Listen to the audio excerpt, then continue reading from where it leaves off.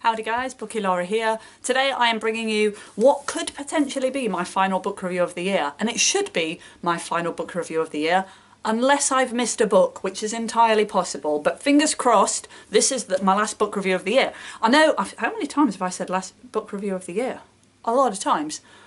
I know you're thinking, oh well, when I'm filming this, there's still quite a number of, a couple of weeks to go before the end of the year, but I've just started a whopping 700-page book. I ain't finishing that anytime soon, so I cannot see. I might squeeze it in right before New Year, but I highly doubt it. But if I do, there may be one more. Anyway, enough talking about the fact that I might squeeze in one more book. I'm here today to tell you about this one. I'm setting a minute and a half on my phone, as ever, to tell you what it's about and what I thought.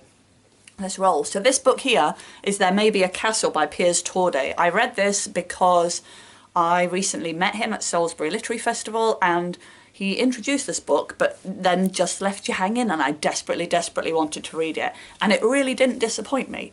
It tells the story of basically this little boy called Mouse, and he is with his family travelling away for Christmas. So they're going away, I think, to his grandparents at Christmas.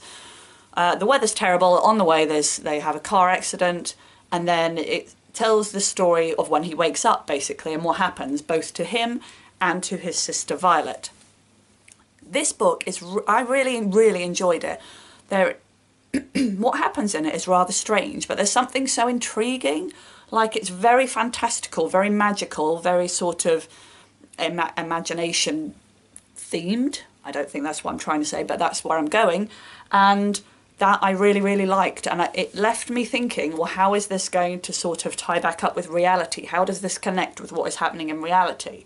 And so that is what I think really kept me reading, because the storyline itself was very simplistic and quite silly and fun and childlike, but there was always this feeling that this is going to then tie back in with reality and explain what has happened post-car crash, which was a really interesting idea.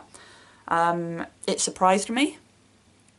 The plot wasn't predictable at all. It really blew my mind, actually, with how unpredictable it was, and it was a really enjoyable book. I think people who like fantasy books will enjoy it. It's just crazy. I felt a little bit at times like reading Mary Poppins, that just stuff cracks up that you're like, what on earth is going on? But I loved it. Piers Torday has not failed to disappoint me. I'm shortly going to be reading The Dark Wild, which is the second book following on from The Last Wild, but I've promised a girl in my class that I wouldn't start reading it until she starts reading it, so I'm holding off. But I highly rate Piers Torday. What an author.